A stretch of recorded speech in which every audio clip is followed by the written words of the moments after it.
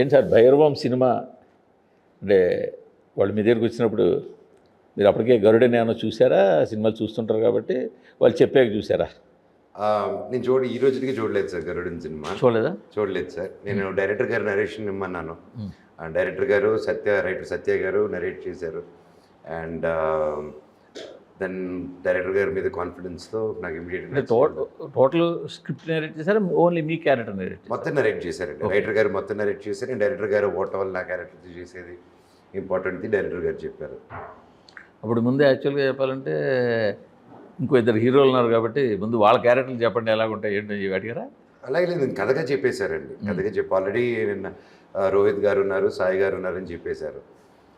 చెప్పగానే ఓకే అండి. అండ్ వాళ్ళు ఒప్పుకున్నారంటేనే ఓకే దాంట్లో ఉంటుంది కదా ఏదో ఒకటి ఇద్దరు ఒప్పుకున్నారంటే. అండ్ నాకు డైరెక్టర్ గారి మీద పర్సనల్గా ఇష్టం ఉన్నింది, రెస్పెక్ట్ ఉన్నింది. బికాస్ నా స్నేహితుడు నరేష్ గారికి అంత గొప్ప విజయం ఇచ్చినందుకు. And I was really impressed అప్పుడు. సో అప్పటి నుంచి I had good vibe on him. And so వెంటనే సార్ నరేట్ చేసిన ఫుల్ కాన్ఫిడెన్స్ ఉంది, వెంట హెడ్ అండి. కొన్ని ఈ క్యారెక్టర్ కాకుండా ఆ క్యారెక్టర్ చేస్తారా, ఆ క్యారెక్టర్ అలానే ఏమైనా అనిపించిందా? లేదండి, అసలు అనిపించలేదు. So I love this character and blessed to do this character. I'm very happy and ఒక చిన్న నెగిటివ్ షేడ్ ఉంటుందేమో కదా? సినిమా చూడాలండి మీరు, ఉందా లేదని. అందులోనూ గుడ్ బ్యాడ్ అగ్లీ అన్న ఒక కోణం ఉంటుంది కదా. సో ప్రతి క్యారెక్టరు ఎమోషన్స్ మారుతూ ఉంటాయి. So that's the beauty of the script అండి.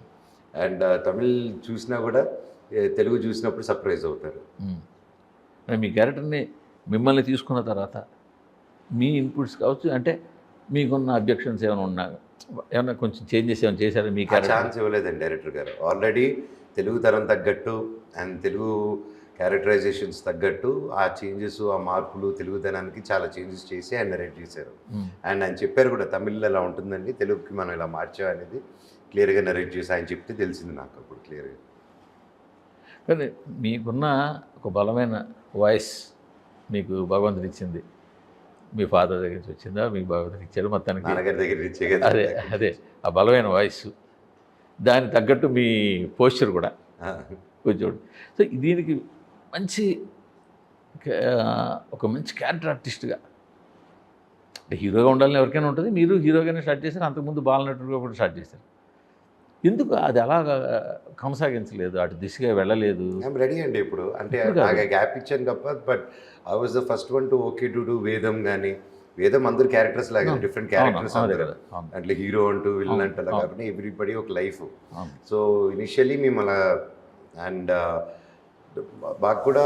So going forward and for example ఊకడతారా చేసినా కూడా బాలయ్య గారినే ఫ్రంట్గా పెట్టి ఆయనే పెట్టి మేము మనీ. సో నాకు మెయిన్గా చేయాలి ఇదిగానే చేయాలని మనోజ్ ఫస్ట్ నుంచి లేదండి. అండ్ నాకు బహుశా నాకు కరెక్ట్గా it didn't come on my way. And ఇప్పుడు I'm doing this, I'm doing Mirai. అలాగే నాకు ఇంకా డిఫరెంట్గా నాకు విలన్గా చేయాలని ఉంది, నాకు క్యారెక్టర్ ఆర్టిస్ట్గా చేయాలని ఉంది, మంచి కామెడీ రోల్ చేయాలని ఉంది. I'm open to everything. Comedy మీరు బ్రహ్మాండ సక్సెస్ మీ ఖాతాలో ఉంటుందిగా.